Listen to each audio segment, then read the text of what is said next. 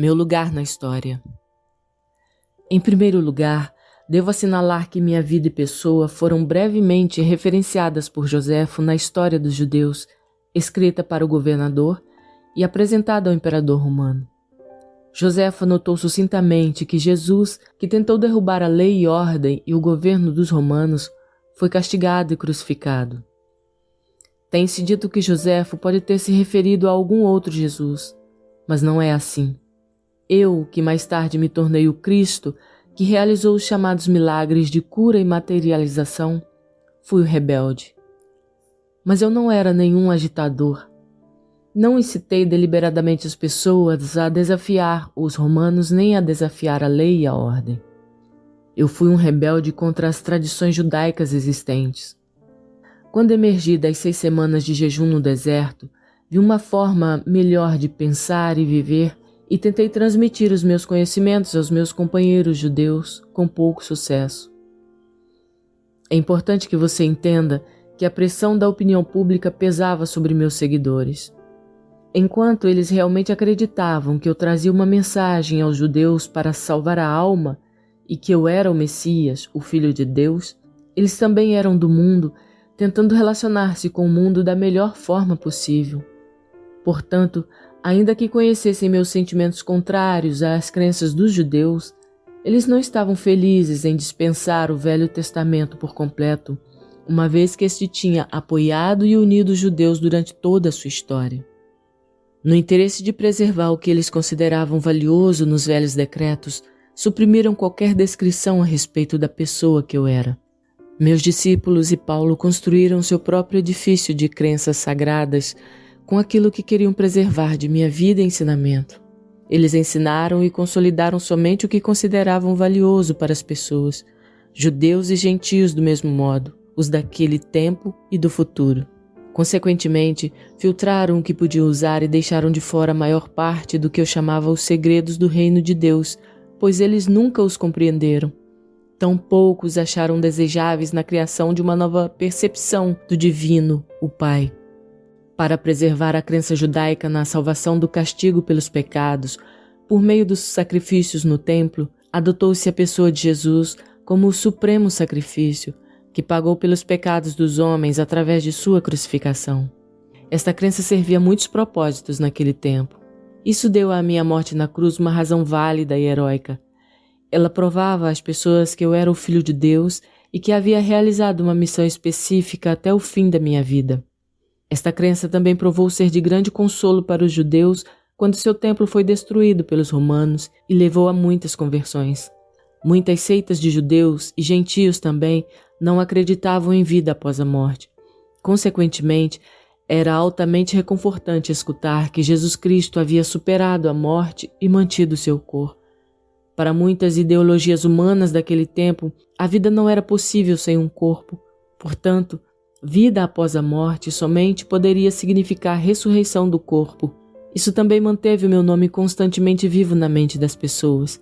Eu era a valente figura histórica que havia morrido para assegurar que os homens fossem libertados de todo o medo do inferno e da condenação. Desde que eles acreditassem em mim, poderiam caminhar como homens libertos. É somente porque meu nome se manteve vivo até hoje que posso vir agora até você para oferecer-lhe a verdade que eu queria muito compartilhar com as pessoas há 2000 anos. Minha juventude e experiências no deserto. Eu nasci na Palestina. Minha mãe estava convencida de que eu era o Messias. Ao contrário da crença popular, eu não era uma criança santa. Aos 12 anos, levaram-me até o templo para ser entrevistado pelos sumos sacerdotes, para que se determinasse se eu estava pronto para iniciar o treinamento religioso judeu. Fui rejeitado por ser demasiado teimoso. Amargamente decepcionada, minha mãe me levou para casa e fez o seu melhor para criar-me na santidade que marcou o seu próprio comportamento em todos os momentos. Aquela era uma tarefa impossível, já que eu era, acima de tudo, um individualista de comportamento indisciplinado. Fiquei ressentido com as orientações de minha mãe e sua tentativa de disciplinar-me. Como jovem, tornei-me impossível de controlar, um verdadeiro rebelde. Rejeitei a adesão incondicional de minha mãe à fé e tradições judaicas, preferindo o riso às atitudes hipócritas. Recusei-me a aprender um ofício que me confinasse à rotina.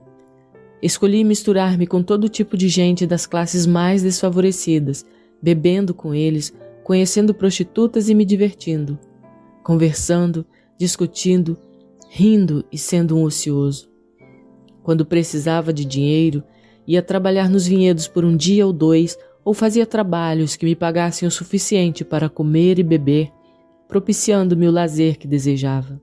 Apesar de todos os meus defeitos como ser humano, minhas atitudes descuidadas e indolentes, minha obstinação e determinação egocêntrica para pensar minhas próprias ideias sem me importar com os demais pudessem pensar a meu respeito, eu tinha uma profunda preocupação com as pessoas. Eu era profundamente emocional. Em palavras atuais, eu seria chamado de hiperreativo, hiperemotivo. Tinha um coração caloroso, compassivo e empático. A presença da doença, da aflição e da pobreza me comovia profundamente. Era um acirrado defensor daqueles que vocês chamam de desamparados. Poderia-se dizer que eu era agente do povo. Vivi muito perto dele, em um espírito de companheirismo, escutando suas aflições, compreendendo-o e me importando. É importante entender minhas verdadeiras origens e minhas características na juventude, pois foram os estímulos que me incitaram, empurraram e impulsionaram a finalmente ser o Cristo. O que mais fortemente detestei e combati foi a miséria, a doença e a pobreza que vi ao meu redor.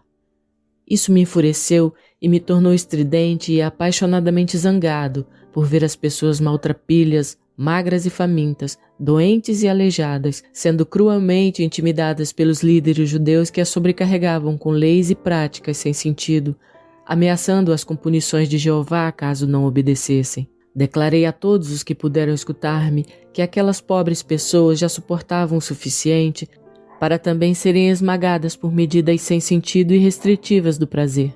Qual era a razão de viver se não nascíamos para sermos felizes? Recusei-me a acreditar em um Deus justo segundo as tradições judaicas. As advertências bíblicas proféticas sobre o julgamento e cólera de Jeová contra as pessoas me indignaram. Apesar de tudo, pessoas são pessoas fazendo o que sua natureza humana os impulsionava a fazer. Para mim, essa crença judaica representava um Deus ilógico e cruel, e eu não queria nada com ele. Parecia para mim que se existisse tal divindade, então o homem estava condenado à miséria eterna. A simplicidade e liberdade que encontrei nas encostas das colinas, nas planícies, nos lagos e montanhas, refrescaram meu espírito interior e aquietaram minha cólera que murmurava contra o Deus judeu. Assim, neguei-me a acreditar em qualquer palavra do que os anciões judeus tentaram ensinar-me. No entanto, lá pelos 25 anos de idade, uma nova linha de questionamento tomou conta dos meus pensamentos. Enquanto eu caminhava sozinho pelas colinas cada vez com mais frequência, minha rebeldia foi aos poucos sendo substituída por uma ânsia que me consumia, de saber e compreender a verdadeira natureza daquele que, sem dúvida nenhuma, devia inspirar e respirar por meio da criação. Revisei meu estilo de vida e percebi quanto sofrimento minhas ações haviam causado à minha mãe e muitas outras pessoas. Embora eu sentisse profunda compaixão pelos fracos e sofredores, minha natureza rebelde havia me levado a um comportamento egoísta e sem consideração para com minha família. O amor subjacente por eles brotou em mim e me percebi igualmente rebelde contra meu comportamento anterior. Escutei falar de João Batista e do trabalho que fazia entre os judeus que vinham até mesmo de Jerusalém para ouvir suas palavras. Decidi visitá-lo para que me batizasse. A caminho do Rio Jordão, senti-me muito entusiasmado com a possibilidade de ser batizado e começar uma nova vida. Eu sabia que, apesar do meu emocionalismo indisciplinado, também tinha nascido com uma inteligência aguçada e com um dom para o debate inteligente e persuasivo, o qual eu tinha usado caprichosamente e de forma negativa, levando as pessoas a desenfreadas discussões.